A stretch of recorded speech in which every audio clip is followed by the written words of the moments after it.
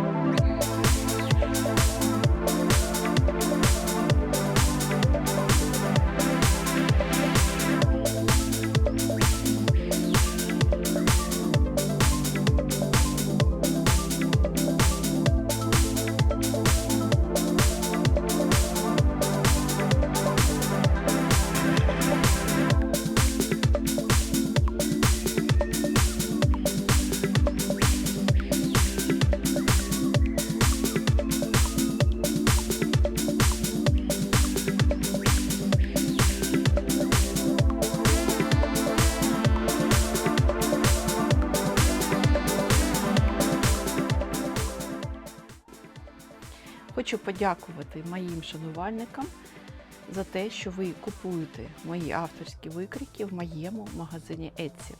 Я дуже вам вдячна за цю підтримку.